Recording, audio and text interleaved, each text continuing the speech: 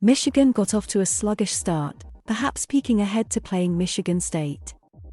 Then the Wolverines used a strong finish to seal a matchup of undefeated rivals Blake Corum and Hassan Haskins combined for 229 yards rushing and 4 touchdowns, carrying number 6 Michigan to a 33-7 win over Northwestern on Saturday. Shortly after the victory, Jim Harbaugh's thoughts had already shifted to facing the 9th-ranked Spartans on the road. "All focus is there," he said. The Wolverines led the Wildcats by just 3 at halftime.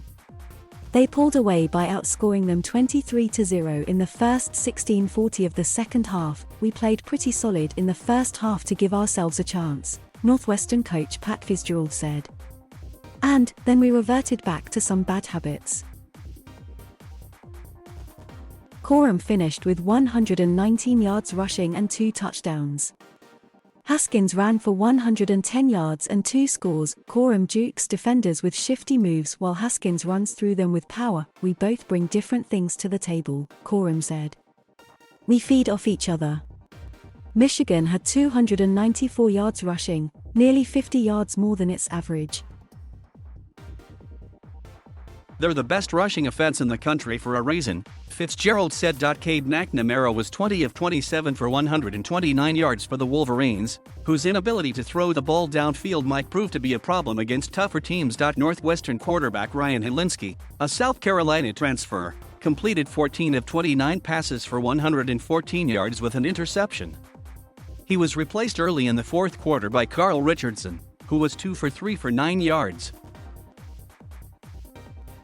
Evan Hull had a 75-yard touchdown run late in the second quarter, making it 10-7 and nearly doubling the yards the Wildcats had in the game at that point. Down 17-7 midway through the third, Northwestern's Charlie Kubender missed a 39-yard field goal. "There's a lot of good things we can take from this game, and a lot of things where we let it get away from us," Helinski said. Northwestern, the defense, which has improved steadily this season, held opponent offense in check during the first half before wearing down because the Wildcats struggled to sustain drives offensively. Michigan, coming off a bye and before playing the Spartans, a lackluster start was understandable even if Harbaugh and his players refused to acknowledge it. Michigan has won its first 7 games for the first time since 2016, Harbaugh's second season, when it started 9-0 and finished 10-3 with a loss to Florida State in the Orange Bowl. Wide receiver Cornelius Johnson blocked a punt in the third quarter. "That's the first time he's been put in that position," Harbaugh said. The block set up Haskins' 13-yard run that gave Michigan a 24-7 lead.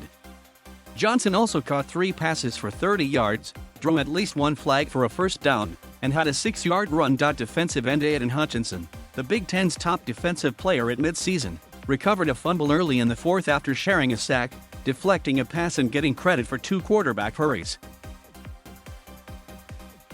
The Wildcats, a defending division champion, have alternated between losing and winning each game in a challenging season that Fitzgerald is confident will pay off in the future. "We have a lot of young guys out there who are getting really valuable experience," he said. The Wolverines won the newly created George Jewett Trophy, honoring the first black football player at both schools. "To play for that was an honor," Fitzgerald said. Jewett played for Michigan during the 1890 and 1892 seasons, then left Michigan for Northwestern in 1893 to finish his medical degree. He played 2 seasons for the Wildcats. Michigan doesn't have much room to move up, but will close the regular season with plenty of chances against Michigan State, number 7 Penn State and number 5 Ohio State. Northwestern hosts Minnesota. Michigan plays at Spartans Stadium in a highly anticipated matchup of undefeated rivals. "We're excited," McNamara said. "We're confident." Follow Larry Lage at https://twitter.com/larrylage.